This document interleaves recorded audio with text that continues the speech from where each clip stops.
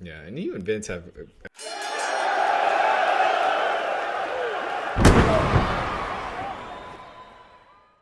a very interesting relationship, and you famously tried to get the wrestlers to unionize before WrestleMania 2. What Yep. was Vince McMahon's reaction when he found out? What was that meeting like? He threatened to fire me, but it didn't matter anyway because I had just quit because Vince wasn't going to let me do Predator. Yeah. And so I quit wrestling. I said, Vince, I got a chance to co-star with Arnold Schwarzenegger, and you're going to tell me I can't? I quit. So I went off and did Predator. And that's why that year they had to open up Saturday Night Main Event with Bobby Heenan because I'd quit. And that's what, and NBC came down on Vince then and said, we bought this show with Jesse Ventura. Where the hell is he? And that's when Vince had to come back to me, and that's when I got my deal. Yeah. Because I had the cards in my favor. I'd already signed for the Running Man that fall. Right. So I was doing another major film that fall, and it gave me what I needed to fight Vince. And that's when I was inducted into the Hall of Fame in '04, I said my biggest accomplishment in wrestling was that I was the first wrestler that made Vince deal with an agent. Right. Yeah. Yeah, that didn't get over too well. I'm sure. But you know me. Yeah. And but I had the greatest job in the world because who has a job where you can insult your boss on national TV and it's okay? Right. Yeah. No, that was. You know that was, and I only worked one day every 3 weeks. Yeah, and you guys had amazing chemistry too. Yep. And do you still think wrestlers should unionize, or do you think there have been enough changes to the Absolutely. business? Are you kidding? How backward can it be? Yeah. And even when I fought with Vince, it wasn't over him. At that time, I had to pay my own health care for me and my family. It was costing me $5,000 a year. If we had a union, that could be diminished to maybe $2,000 a year because there's strength in numbers. Right. You could have retirement. I feel I took the gamble and sued Vince in '90 in federal court and beat him. He still sends me. I get quarterly checks. I did Because anything I appear on, he has to pay me for. Now, does that apply to the network as well? I don't know. I'm going to find out. Yeah. I'm gonna. In fact, I'm glad you reminded me because I'm going to call my attorney David Olson today on that. Yeah. On the net, I don't know if it does or not, but I'm not being paid for it, and I understand I'm appearing quite often on there. Right. Now, before you did that lawsuit, wrestlers weren't getting merchandise or anything, right? They weren't getting a cut of really anything. No, you got some stuff, but you got what Vince wanted to give you. Okay. Nothing was negotiated. Nothing was, the talent gets so much percent. Vince determined it all. Right. And then it's so ridiculous that they still call wrestlers independent contractors. So Vince doesn't have to pay Social Security either. Right. See how it works? Yeah. And then, and how are you an independent contractor when Vince tells you when you'll work, he tells you who you're working with, and he tells you whether you win or lose? Yeah. That's not an independent plus you can't go work for nobody else. Yeah. How is that an independent contractor? Are you surprised that that's kind of stuck all this time? Yeah, because he's lucky I didn't run for the Senate because I threatened to do that a number of years ago. Had I won the Senate, I would have started an immediate senatorial investigation into why pro wrestlers are called self-employed when they're not. Right. And when they've been getting away with it, that saves Vince a ton of money. Yeah. And it puts it on the back. And see, that's why you need a union.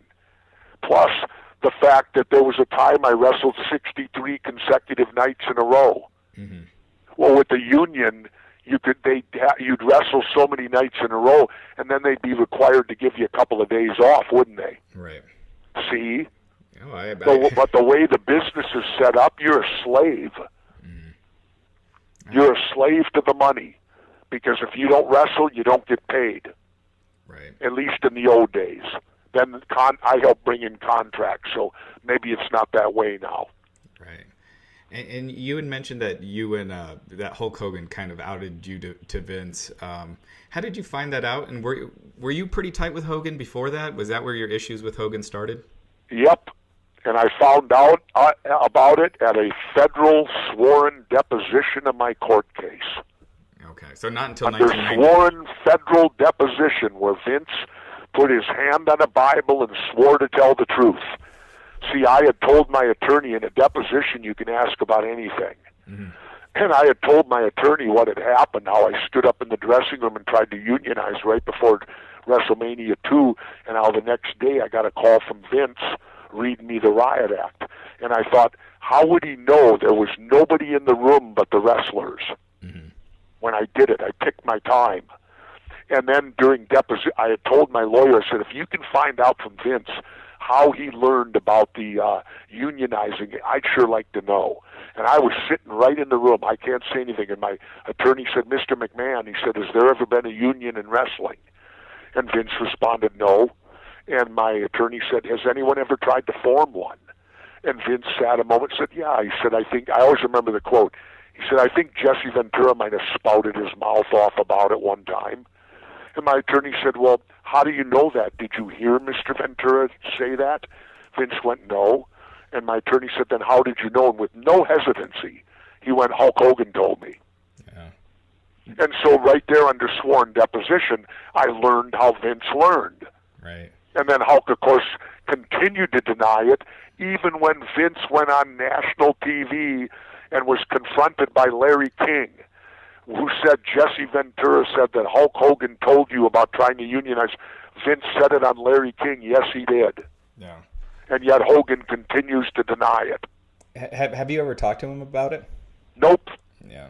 And so why would I? Right. So I was so stunned that day. I didn't show no emotion, but I sat in the chair frozen. Yeah. When Vince said that, because I had always thought Hogan, in my day, it was the wrestlers against the promoters. You were considered an office stooge if you went squealing stuff to the promoter.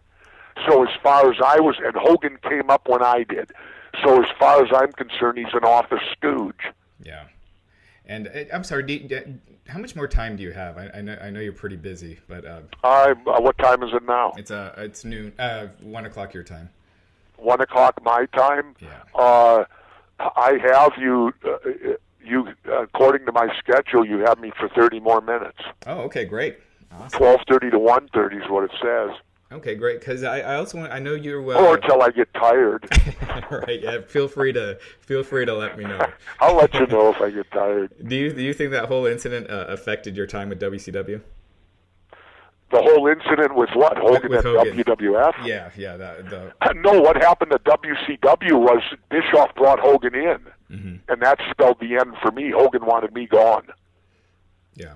And my contract had about 6 months to go on it when they brought in Hogan, and I was never called back. Well, for 6 months, I just sat at home and they paid me. Why did he want you gone? I mean... Because Hogan wanted to control, and he knew he couldn't control Jesse Ventura. And he knows that I'll say anything on the mic. Yeah. And I didn't even know they were bringing him in, and I badmouthed him. They didn't tell me that Bischoff didn't tell me he was bringing him in.